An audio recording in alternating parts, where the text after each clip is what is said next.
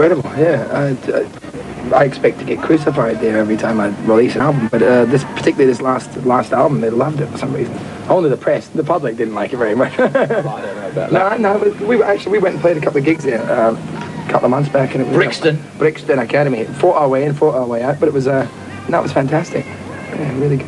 What about next year? What do you want to be doing next year? I mean, there's some sort of little idea you've had? Well, I think I'm actually going to record back here this time, so I'm going to be probably spending most of the year between this club tour, pub tour, and the recording an album.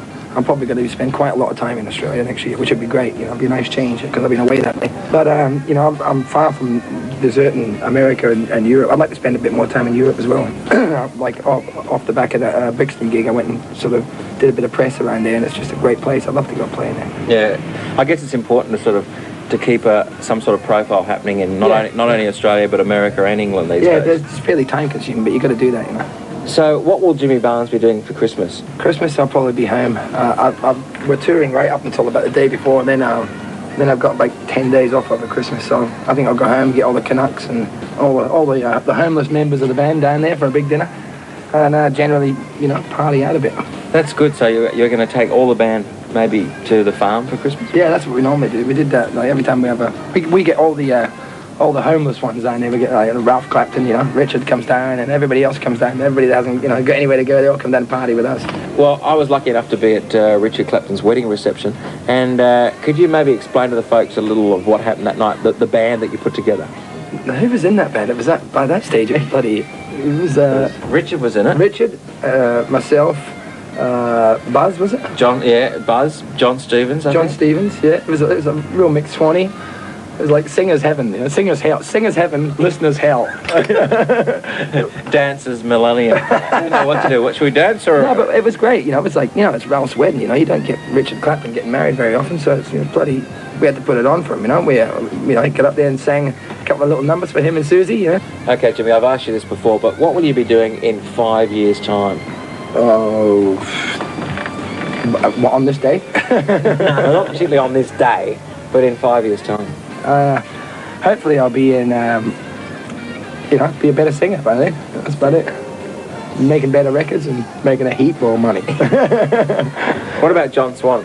What will Swanee be doing in 5 years' time? He's got a special saying, hasn't he? What? Swanee's saying. What's his? What's this one? He's got a few, but he can't repeat them on this show. No, the one about clawing his. Oh yeah, he scratched and clawed his way in the middle. Well, I think we would have scratched and clawed all the way to the top by then. Oh, He's I don't know. I'm looking. I was talking to John recently about maybe next year I might, because I'm building a studio at my house too. I might get John in and me and him, you know, write and make I like that truck, eh? Yeah, excuse me. Excuse me. Yeah, that was the airline. Breakfast was a bit. No, I'll probably, you know, get John together and help him make a record. It'd be real good. You've been popular for so long, and you've got so many sort of avid fans. Do you ever have any trouble with the fans? Oh, it's most of the time it's pretty good actually. You know, like obviously, you know, you get the odd yob give you a hard time, but you know, we normally sort of fix that pretty quick. But most of the time it's you know, people, it's just genuine. You know, people come up wanting, you know, say hello and get an autograph. So you know, can't really say too much about that. You know, they buy your records, they support you for years. It's like, you know, it's the least you can do. But the only time that really gets a hassle is when they come up your house. You know, I reckon when I'm at home, you know, just because I got my family there and, you know, that's my home, it should be a bit of privacy.